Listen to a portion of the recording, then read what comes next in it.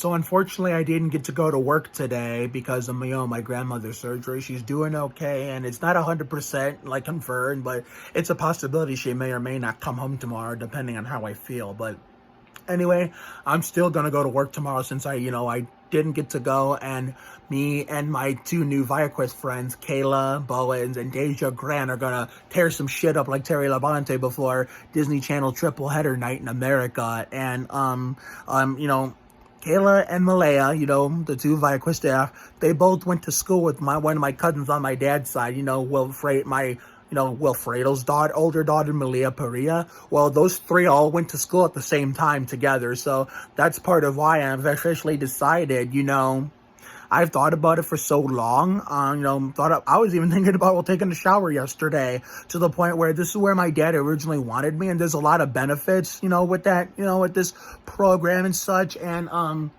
we get to go home an hour early, like 2 o'clock instead of 3.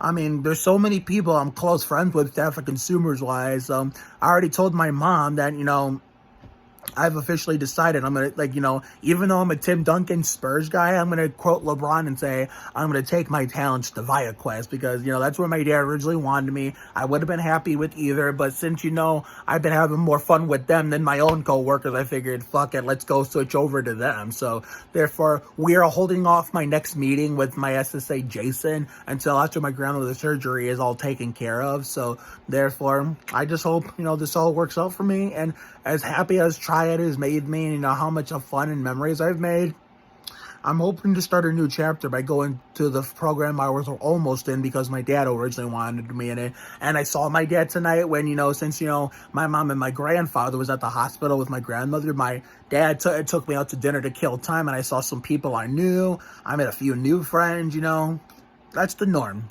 That's just the norm when I go out in public. Sometimes I'll run into familiar faces, and then occasionally I'll meet new friends too, but okay, my left arm's getting tired, so therefore, and since, I came home so early enough, I actually had a little bit of time to go in the neighborhood. We didn't do any TikTok dances today, and I was going to upload something else, not this. I mean, I promised you an upload. This is not what I had in mind. My original plan had to get canceled because, me not being able to go to work today, but tomorrow I will be going back for sure. I'll see my new friends, Caleb Owens and Deja Grant, and hopefully give Deja a chance to make a TikTok with me. Come home, get ready for Disney Channel Night in America, Bunked, Villains of Valley View, Ultraviolet, Black Scorpion, make the reaction videos and post them as fast as I can, and then go immediately to bed after this so we can get ready for Galen Baker's grad party rager on Saturday, and then Sunday and Monday, 4th of July special, Neighborhood Fun, Tear It Up like Terry Labonte, the Casey Atwood and Dale Jr. installments, where we're going to go bam like Ken Schrader and tear it up like Terry Labonte,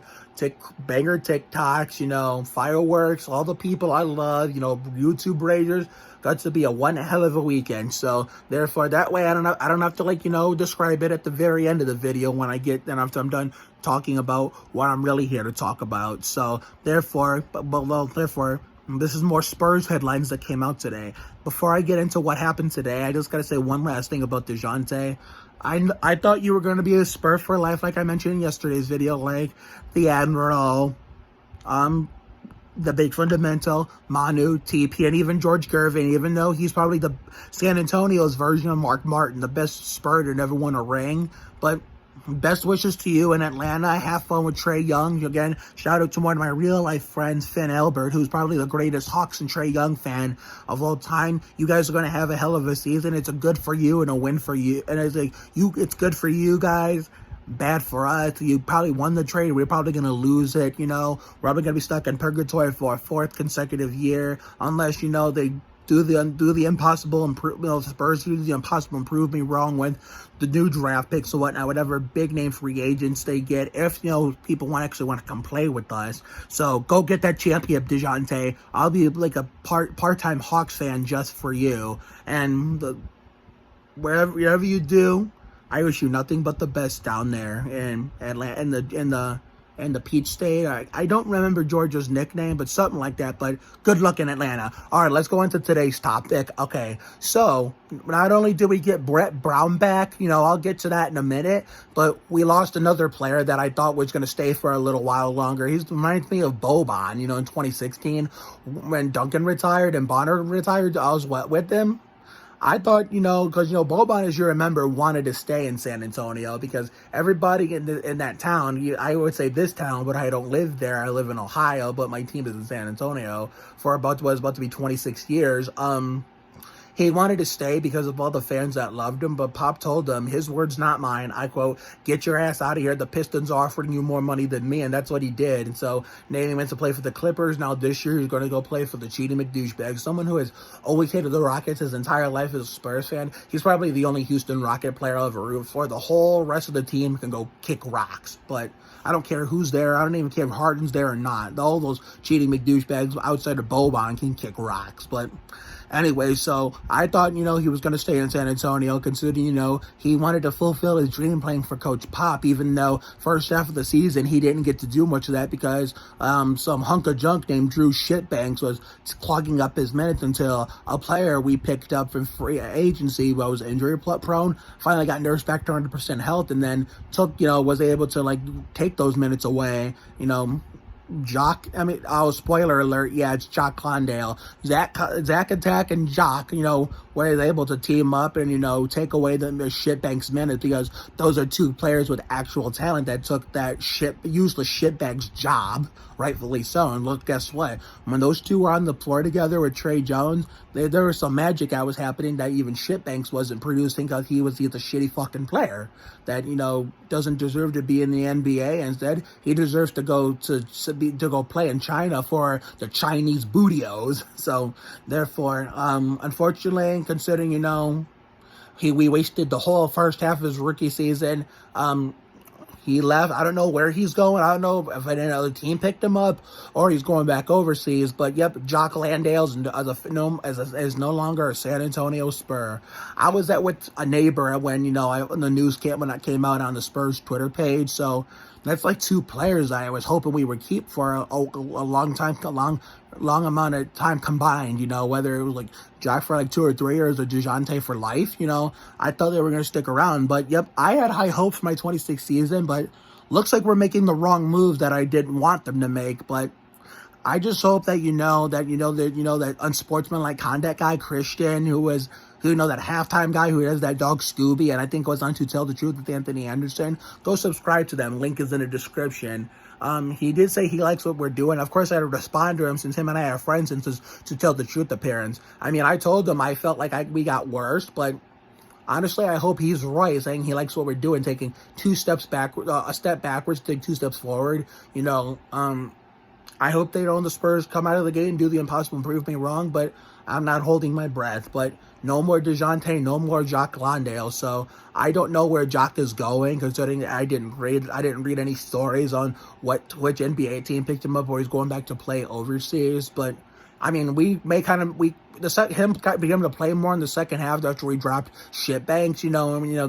Zach came back kind of made up for being the first half, but it would have meant more for him if we would have got to play him the whole season and find Shitbanks a nice place on the bench to relax. Basically, Shitbanks this year is what Bellinelli and Forbes was in 1920, and what the King,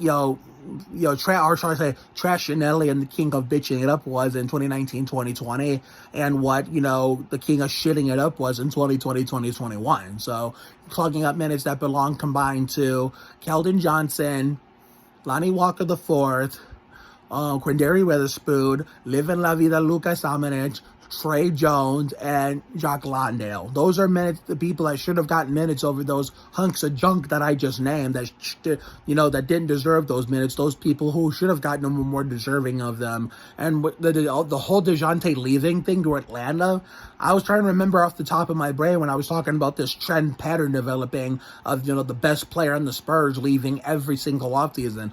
Last year, DeMar left. This year, DeJounte left. What the fuck is next? Keldon Johnson leaves next summer, 2020, after the 2022-2023 season, my 26th season. Does Keldon Johnson leave in the next off season?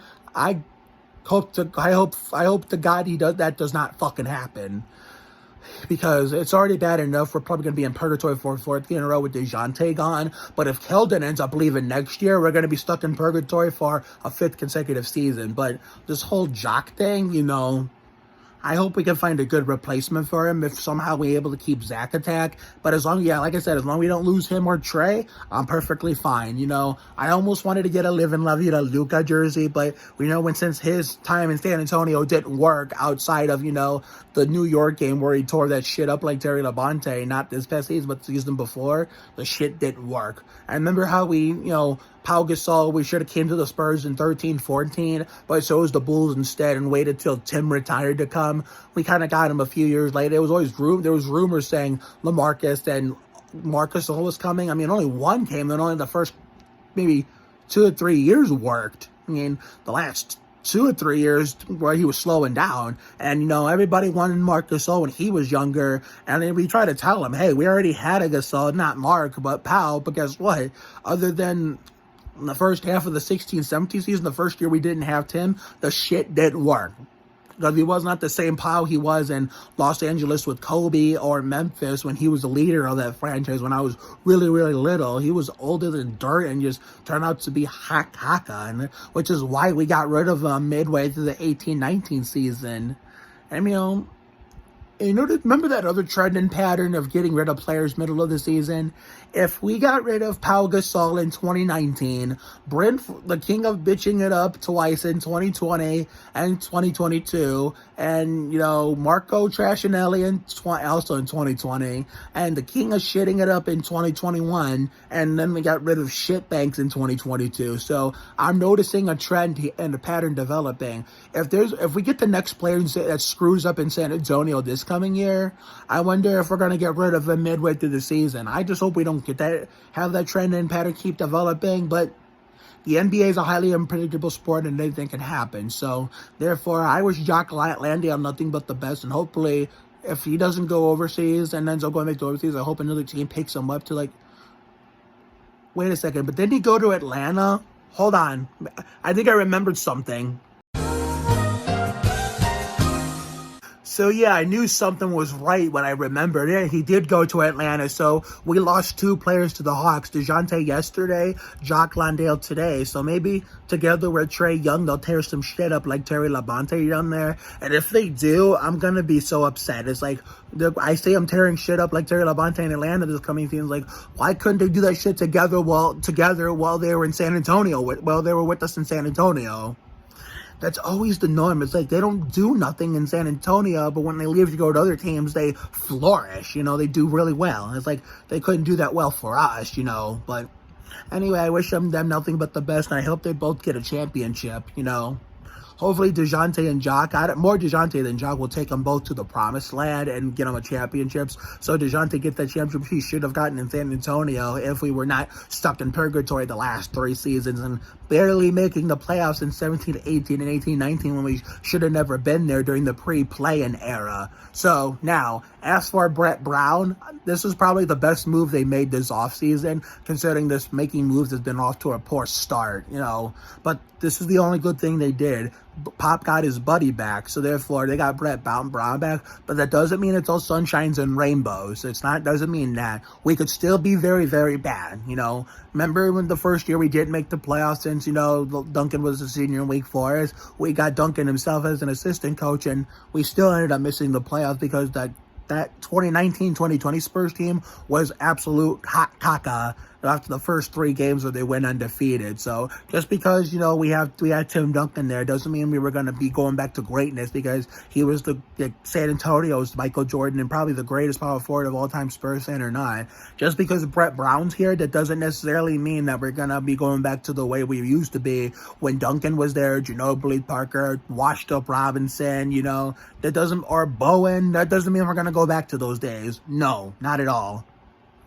We still have some time. It's going to take us 2, 3, maybe a few more years before we're contenders again, like we were never stuck in purgatory to begin with. I get it. Keldon or Vassell did say at one point after the 2021 season, this is the last time we're going to miss the playoffs. And I hate to tell you, be the one, that guy to say it, that Spurs fan to say it. Like, how did that work out for us? Exactly. This team is nowhere near ready to be competitors again for the playoffs or even a championship like we were before. Maybe we'll get to playoff contenders first, but it's going to be a while before we ever get to become championship contenders again. Because if you notice, every single house I've lived in my life, like every known house that we've bought, Spurs have won a championship except for this one. When we won in 1999, I lived on West 122nd. When we won in 2003, 2005, 2007, I was in Michigan in the Lenore house. When we won in 2014, and even if we won in 2013 and 14 both, that would have been my one or maybe even two championships if, fate had the right plans in the Sandhurst house. But ever since I moved here during modern times, I have not witnessed a single championship in this house. It just goes to show you how life is tricky, how it does a reverse 180. Because when I was younger, when the Spurs were good, my favorite drivers were always, tearing up their equipment, running in the middle of the pack, or finishing 30th or worse multiple laps down every week. That being Kyle Petty and Juan Pablo Montoya on Lenore and Sanders, and the Spurs were kicking everybody's asses, winning every game, winning championships, making the playoffs every year, even years came up empty-handed. Now that I'm here and I like modern drivers, Kyle Petty retired, Montoya left NASCAR.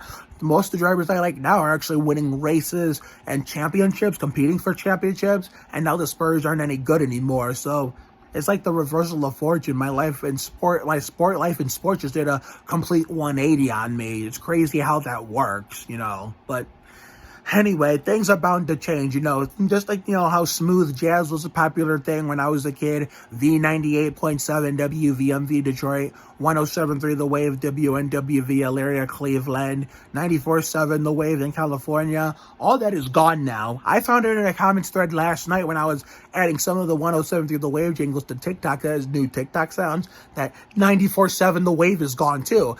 It lasted way longer than our Michigan and Ohio ones did, and yet now all of a sudden that's gone too. I mean, it's like jazz is not even that popular anymore. It's like, other than the people who hang on to it, like me, I still hang on to it nostalgia purposes, but it's like nobody wants to listen to it anymore when it comes to FM radio. Some people still like it, but there's not many of us who still do. They just want to go to like other genres that are more popular, like rock, rap, hip hop, soul and R&B. Even though, to be fair, V98 and 107 did play a lot of soul and Motown, because that's what, that was like the closest thing to jazz that they could come up with that could go with the regular smooth jazz. So unfortunately, all good things must come to an end.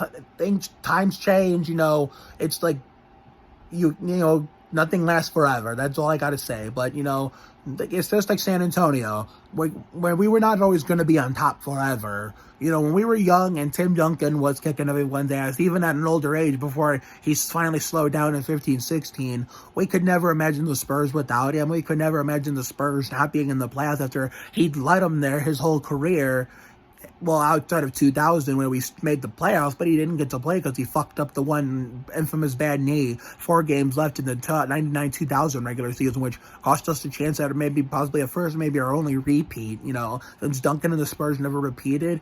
And even the first year he was gone, we still made the playoffs. But Tony Parker's quad, injury bug with Tony Parker's quad said otherwise, and so did Kawhi's ankle before the whole Zaza thing, and then of course Zaza Pachulia, Uncle Dennis, Marcus Morris, we lost, Ginobili and Parker again got older and retired, all the good players because, of Zaza, Uncle Dennis, and, hold on.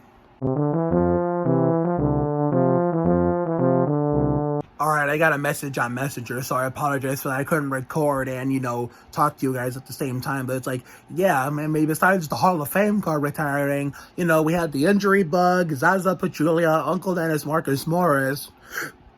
Excuse me. Because of them, we lost all of our good players, and then, that's how we got to where we are now, where we're not any good anymore. So, you cannot be on top forever. I mean, the Bulls learned that the hard way after Jordan, Pippen, Rodman all went. Their whole, their whole Hall of Fame dynasty core ended up leaving. We saw the Pistons go through it. We saw a lot of good teams go through it over the years, even before even before I existed. But us Spurs fans, we're not used to it because we've been spoiled almost our entire lives as far as the modern era. But like when Robinson was first drafted and Elliott, even with some of the losing seasons before Duncan, we didn't have a losing season with Duncan because that's how long we were always good. Almost my entire life I've lived. But like I said, nothing. You can't be on top forever. Nothing lasts forever. All good things must come to an end. That's part of life. It's tough. It's something that's hard to get used to. But at the same time, it's part of life. So we'll see where it all goes from here. But anyway, Brett Brown is back. Yeah, that's what I was trying to talk to you, though. Just because Brett Brown is back doesn't mean he's going to magically make us contenders again. Just how, like, Timmy did make us contenders again, keep us contenders in 1920 after barely making the playoffs in 17-18 and 18-19, even after losing Kawhi, Tony, and Manu. So, but anyway, I wanted to come on here and acknowledge that, considering Brett Brown was, I talk about how he's not going to magically make us contenders again, like he was, when we were contenders when he was there originally. Brett Brown, for those of you who weren't born at the time or don't remember, he was one of Pop's longtime assistants with Coach Budenholzer before Budenholzer took the head coaching job in Milwaukee, the year after we lost the finals in that heartbreaking fashion. Considering, he missed his 5th ring by a year. If Budenholzer stayed one more year, he would have won his 5th and final ring. He would have had 5 rings like Duncan and Pop did. And then, if, we would have won in 13 and 14, Ginobili and Parker would have 5 and Duncan would have 6. Patty Mills, I think, would have 2. Bonner would have had 3 because he was on that 2017 when we swept Cleveland, And needless to say, as a Spurs fan who lived in Michigan in the Lenore house during that finals, I'm glad I lived over there at the time, even though I was 13, instead of over here. Because had I lived here instead of Michigan when we won that finals, I would be going out in the middle of town, with my Tim Duncan jersey. Even if they would have noticed I was 13, they wouldn't have had those angry and or drunk fans would not have had a care in the world. They would have had thrown shit at me like, general debris and particles, empty beer cans, even full beer cans to make matters worse. So living in Michigan during that finals was a blessing in disguise. I don't know how I managed to survive, living in Michigan when we also beat their team in 2005. I don't know how I never encountered any angry or drunk Detroit fans, that were bitter that, we denied them of a repeat and what would have been their 4th championship in franchise history. Maybe it just goes to say I was going, after that NBA season ended, whenever I went in public with my family, I was just going to the right places where, we didn't have to deal with those fans where they were nowhere to be found. So I was making the right choices without realizing it. And even then, I was 11, so even then I didn't think about it then. But we can just look back and, imagine what might have been going through our minds at that time that we didn't know about. But anyway, I've been spoiled as a Spurs fan for the last 20-some years, maybe 20 years of winning. I don't know how we made we barely made the playoffs the last 2 years after that for 22 years. Then years 23 to 25 has been a train wreck, stuck in purgatory. I bet you the 26 years is going to be no different. But if they do the impossible and prove me wrong with the draft picks, hopefully, prove all the believers right that are non-Spurs fans, I will be damned and I will be a shocked human being as much as anyone, but I'm not holding my breath. But anyway, we have one more day tomorrow of work, considering, we're going to, make some TikToks with Deja and, tear the place up like Terry Labonte with her and Caleb Owens tomorrow. I'm possibly maybe going to ViaQuest if, once my grandmother's surgery and business is all taken care of and put in the rearview mirror, we're going to have the meeting with my SSA Jason. I'm going to tell him that I want to switch and why I want to switch, which, and along with the fact that that's what my dad originally wanted me when we were setting this up last year. So, therefore, we're going to figure it all out down the road in the weeks and months to come. We're going to see what happens, We're just going to, I'm still at Triad, so we're just going to continue everything like normal. And then once that meeting comes up, we'll see what happens from there. So have a good night tonight and a better day tomorrow. Life will give you a lot of lows, but when you hit a high, enjoy it. It ain't for the weak. Goddamn, be you. You have to try harder to do less. You can't deport a dream. Sometimes the worst things in life lead to the best things. Always bet on the side of love. You gotta check yourself before you wreck yourself. Sometimes you just gotta be present. You never fail until you stop trying, and it never pays to worry too much about things. Bam! Finally got it perfectly. Take care, everyone. Good night. And I will see you all tomorrow for the Disney Channel Night in America, Bunked, Villains of Valley View, Ultraviolet Black Scorpion. And remember, Saturday, we have Dalen Baker's Grad Party Rager. Sunday and Monday, Neighborhood Fun, Tear It Up Like Terry Labonte 4th of July special for the Casey Atwood and Dale Jr. installments. We're going to go bam like Ken Schrader and tear it up like Terry Labonte in the neighborhood for 4th of July. So you all won't want to miss it. So see you later, everyone.